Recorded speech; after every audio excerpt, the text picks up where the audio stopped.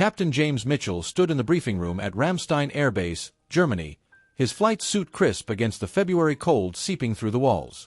At 32, he was the youngest squadron leader in the 52nd Fighter Wing, decorated with commendations that lined his service record like badges of honor.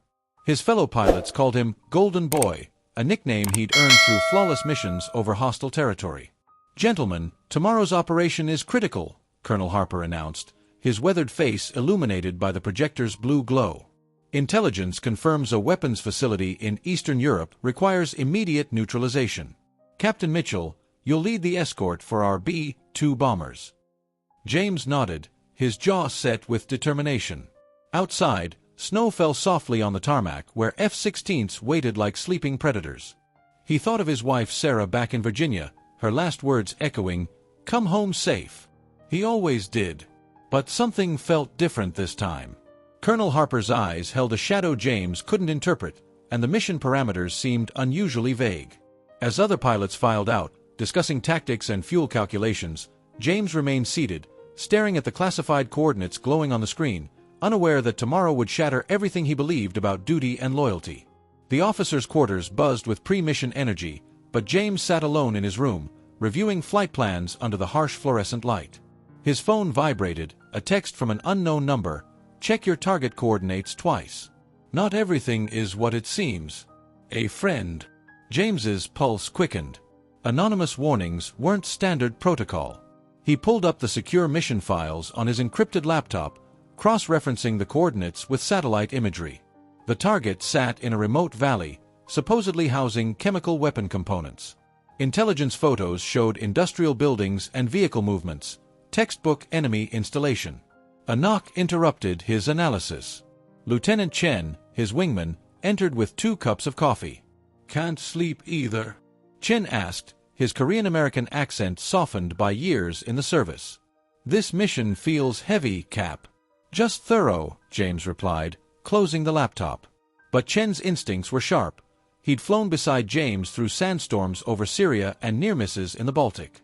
They'd saved each other's lives. "My cousin works in intelligence," Chen said quietly, setting down the coffee.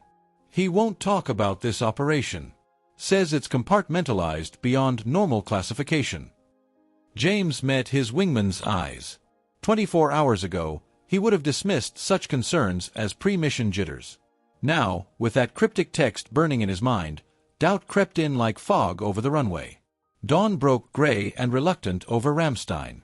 James stood on the tarmac at 0500 hours, watching maintenance crews perform final checks on his F-16. The air smelled of jet fuel and winter rain, and the base hummed with controlled urgency. 12 aircraft would participate, 4 bombers, 8 escorts. Colonel Harper approached, his boots crunching on the wet concrete. "Mitchell, a word." They walked beyond earshot of the crews. "This mission has political dimensions beyond your pay grade. Follow orders precisely. No deviations, no matter what you observe." "Sir, I always follow." "I mean it, Captain." Harper's voice carried an edge James had never heard before. "There are career-ending consequences for freelancing today." "Understood." "Understood, sir." But James's stomach tightened. In 8 years of service, he'd never been threatened into compliance. The briefing had mentioned minimal enemy air defenses, yet James noticed the bombers carried an unusual payload configuration. He'd studied enough ordnance to recognize inconsistencies. The weapons loaded weren't optimized for hardened bunkers, they were designed for softer targets. Chen appeared at his shoulder. "Flight suits on. Time to dance." His usual pre-mission humor felt forced. As James climbed into his cockpit, strapping himself into the seat that had become his second home, he made a decision. He would fly the mission as ordered, but his eyes would stay wide open. Whatever waited in that valley, he would face it with the truth, not blind obedience. The formation crossed into contested airspace at 0642 hours, 8 fighters flanking 4 massive bombers against a pewter sky. James's instruments glowed green, all systems nominal. Radio chatter remained minimal, professional, each pilot a cog in a precision machine. "Apollo flight, this is Olympus Command. Target approach in 12 minutes. Maintain formation." The controller's voice crackled through James's helmet, detached and clinical. Below, the landscape unfolded in winter browns and grays, forests, villages, rivers frozen into silver ribbons. James's radar showed clear skies, no enemy aircraft scrambling to intercept. Too easy. His instincts, honed through countless combat hours, screamed warnings his conscious mind struggled to process. Apollo lead, Apollo 3. I'm picking up civilian radio traffic from the target zone. Chen's voice broke protocol, tense and urgent. Apollo 3, maintain radio discipline. Colonel Harper's voice cut in from the command aircraft trailing their formation. James switched to a secondary frequency, monitoring the chatter Chen mentioned. His blood went cold. The transmissions were in English, accented, but unmistakably English. Weather reports. School bus schedules. A farm cooperative discussing grain prices. His finger hovered over the radio transmit button. Speak up and risk court-martial, or stay silent and become complicit in something his gut told him was catastrophically wrong. The bombers ahead began their approach descent, payload doors beginning their mechanical opening sequence. James made his choice. Olympus Command, Apollo lead requesting target verification. I'm detecting civilian. The radio died. Every frequency. Complete communications blackout. James's heart hammered as he switched between radio frequencies, all dead, jammed deliberately. Below, the target valley opened up, and what he saw turned his blood to ice. This wasn't a weapons facility. Prefabricated buildings bore medical crosses. Vehicles were clearly marked with humanitarian organization logos. People moved between structures, staff in civilian clothing, not military uniforms. It was a refugee settlement. Jesus Christ, James whispered into his dead microphone. His tactical display showed the bombers, 30 seconds from weapons release. For aircraft carrying enough ordnance to erase the entire valley and everyone in it. His training warred with his conscience. Orders were absolute in military aviation. Deviating from mission parameters was treason, especially during combat operations. But this wasn't combat, this was murder dressed in military precision. Chen's F-16 broke formation, rocketing ahead. James watched in shock as his wingman positioned himself directly in the lead bomber's flight path, forcing it to abort its approach. The other bombers scattered, their careful formation dissolving into chaos. Radio communication suddenly restored. Apollo 3, return to formation immediately. That's a direct order. Colonel Harper's voice exploded through the channel, fury and something else, panic, evident in every syllable. James didn't hesitate. He pushed his throttle forward, joining Chen. Together, they circled the bombers like shepherds protecting sheep from themselves, making targeting runs impossible. Mitchell, Chen, you're both finished. Stand down now. James keyed his microphone, voice steady despite the adrenaline flooding his system. Negative, Olympus. This target is civilian. We will not participate in a war crime. The formation limped back to Ramstein in hostile silence, bombers still carrying their deadly payload, escorts flying in loose, suspicious patterns. James's fuel gauge approached critical. The confrontation had burned reserves meant for emergency maneuvers. His hands trembled slightly on the stick, adrenaline giving way to the crushing weight of what he'd just done. The landing was textbook perfect, muscle memory carrying him through procedures while his mind raced. As his canopy opened, military police vehicles surrounded his aircraft, lights flashing red and blue against the gray German afternoon. Armed MPs waited, faces impassive behind dark glasses. Captain Mitchell, step out of the aircraft slowly. Keep your hands visible. The MP sergeant's voice was professional but firm. This was arrest, not greeting. James complied, climbing down the ladder with deliberate movements. 20 feet away, Chen was already in restraints, being led toward a black SUV. Their eyes met briefly. Chen nodded once, a gesture of solidarity that said everything words couldn't. Colonel Harper strode across the tarmac, his face purple with rage. You arrogant son of a bitch. Do you have any idea what you've done? That was a sanctioned operation, authorized at the highest levels. That was a refugee camp, sir. Civilians. Women. Children. James's voice remained steady, though his career was ending with each word. I saw the medical crosses. The NGO vehicles. That wasn't intelligence failure, That was deliberate. Harper's expression shifted from anger to something darker. Fear. You're confined to quarters pending court-martial. Military police will escort you. And Mitchell. He leaned close, voice dropping to a whisper. You should have stayed blind. Now you're a loose end. James sat in the small holding cell of Ramstein's detention facility, staring at concrete walls that seemed to close in with each passing hour. No phone call. No legal counsel. No communication with anyone. Protocol violations that confirmed his worst fears. This wasn't standard military justice. This was containment. At 2,300 hours, the lights cut out. James tensed, ready for whatever came next. The cell door's electronic lock clicked open, and a figure slipped inside. Not an MP, but a woman in civilian clothes, perhaps 40, with sharp eyes that caught what little ambient light filtered through the small window. Captain Mitchell, I'm Rebecca Torres, investigative journalist with the Washington Post. You have approximately 4 minutes before guards notice the security malfunction I created. She held up a small recording device. Tell me about today's mission. I can't discuss classified. The target was the Kovac refugee settlement, housing 847 displaced persons from ethnic conflicts in the Balkans. 23 were children under age 10. Rebecca's voice was urgent, precise. Someone in the Pentagon wanted them eliminated. I need to know why you stopped it.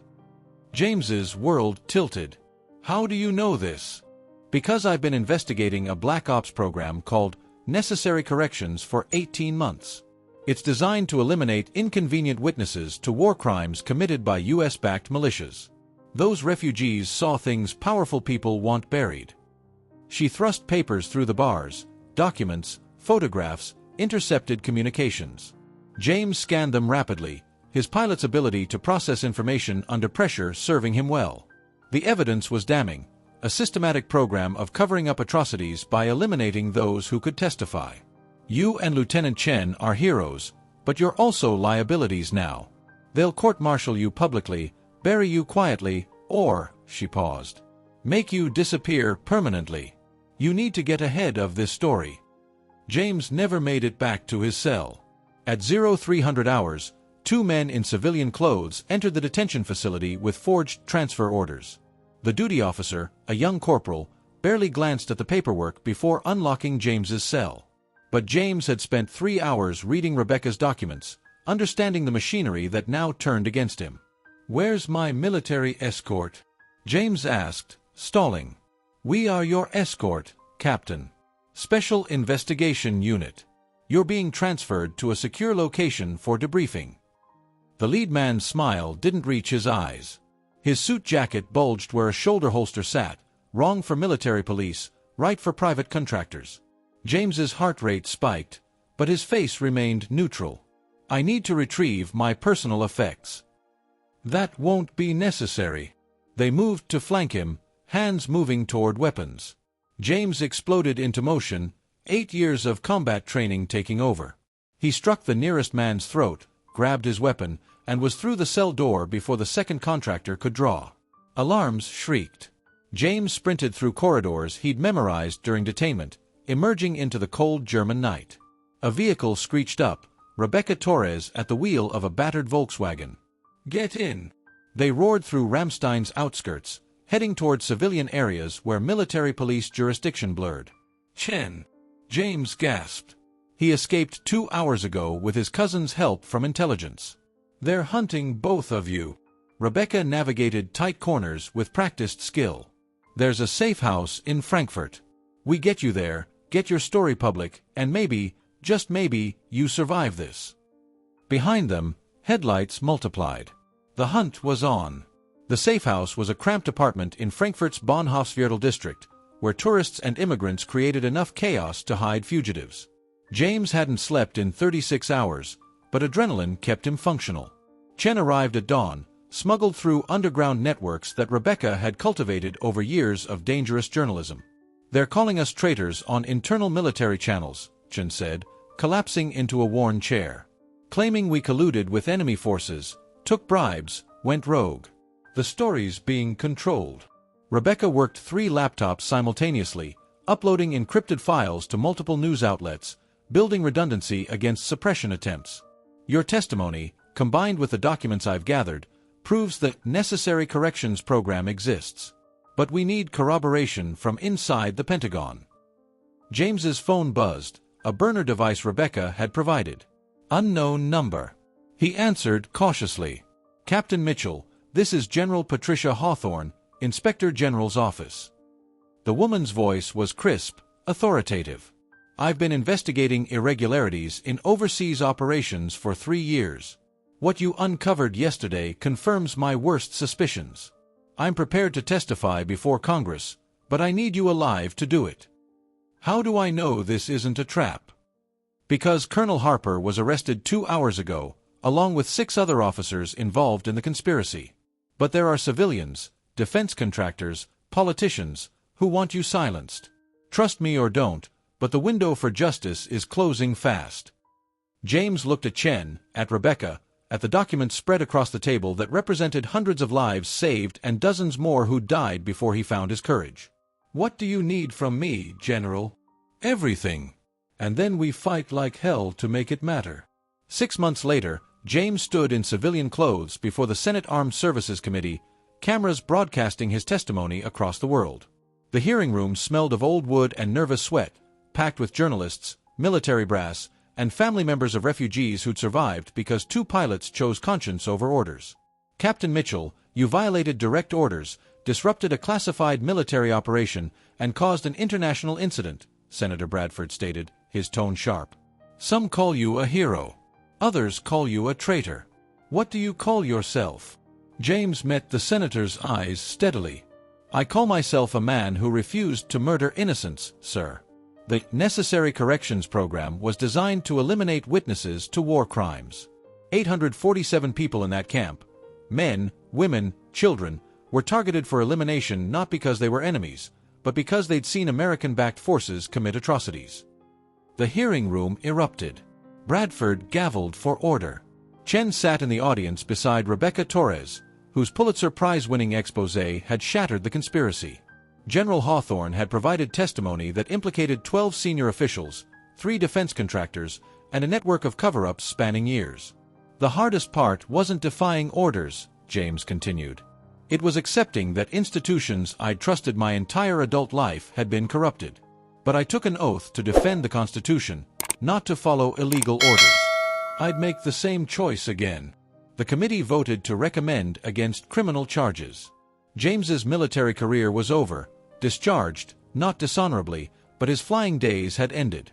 Yet standing outside the Capitol beneath October sunshine, Sarah waiting with their daughter, James felt something he hadn't experienced since that February morning over Germany. Peace. He'd been ordered to escort bombers. Instead, he'd become a target for standing between power and murder. And somehow, impossibly, truth had prevailed, this time. He hugged his family close, knowing the cost of integrity, understanding finally that some orders must be refused, that real courage meant standing alone when everyone else looked away. The golden boy was gone. In his place stood simply James Mitchell, flawed, scarred, but free.